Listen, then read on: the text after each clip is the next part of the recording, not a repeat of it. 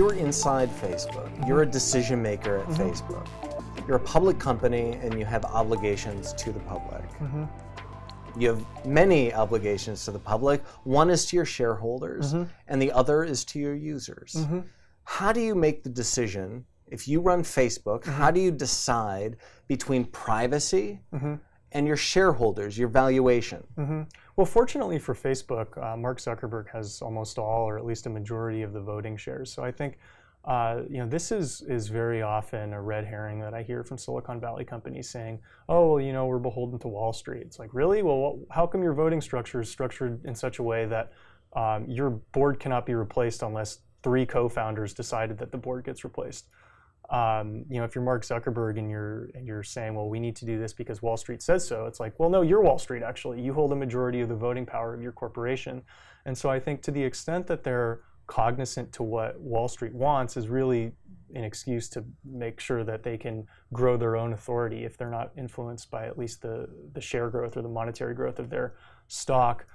So I think to the extent that they're concerned with shareholders is merely a reflection of the extent to which the founders of the company want to grow their own stake.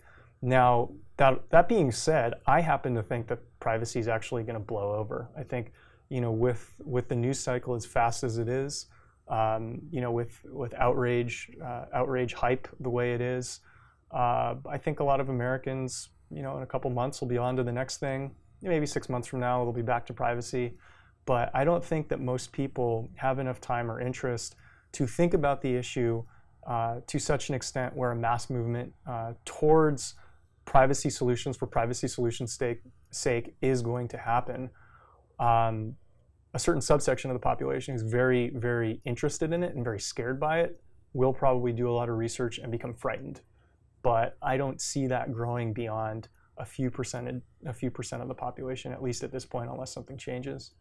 Facebook has toyed with creating their own cryptocurrency. Yeah. It's already a social network that spans 2.2 billion people. Does this put them close to behaving in a way that a government would behave? Well, yeah, and what's quite interesting over the last century is, we grew up in civics class learning you have freedom of speech because the United States government guarantees it in the Constitution. You have freedom of assembly because the United States government guarantees it in the Constitution. You have right to bear arms, freedom from unlawful searches and seizures. And this might have made sense 200 years ago when we had an agrarian economy and a lot of small merchants operating their businesses. Now, a lot of the control over our society has shifted from legislative control to corporate control. And so, one might think 220 years ago, the most important person in the United States may have been the executive, may have been a George Washington. Whereas now, you could say that the most important person in the United States is Jeff Bezos. You could make that claim. Maybe it's not true, but you could certainly make that claim that Jeff Bezos, compared to a Donald Trump, has quite similar authority and quite similar power. But I'll tell you one thing. If you're working for a Jeff Bezos, you don't have freedom of speech. You don't have freedom of association. You don't have the right to protect yourself against unlawful searches and seizures. And so the same rights that have been granted to private citizens that made sense 200 years ago are not so much the case now, where we are so dependent on these large organizations to operate. And so, what do I think Facebook is gonna do with this? I think it makes a lot of sense for them to airdrop tokens to their users, provided that it clears legal hurdles. I personally bought Facebook stock a couple months ago because I believe that what they could do is say, we have over 1 billion Facebook Messenger users.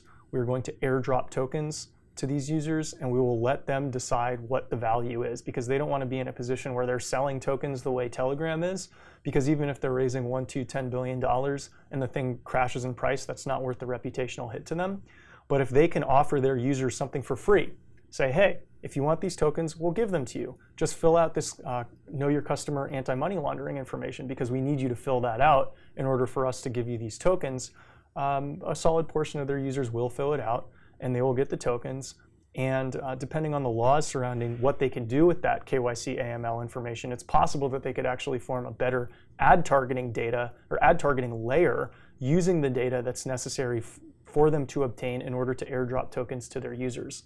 And then what could happen is if their token ended up floating to a price of, say, $10, and they were able to drop, 100 tokens to every user, that's $1,000 of digital currency or cryptocurrency that each accepting user has. And you can just multiply that by how many users might accept it. And if you have even 10 million of their billion users accepting essentially $1,000 worth of cryptocurrency, then there's a $10 billion market capitalization of crypto tokens, and they control the creation and distribution of these, which means they can just create tokens anytime they want, release them into the market, and then sell them to users, and then use that money to acquire another Oculus, acquire another WhatsApp, or attempt to acquire another Snapchat.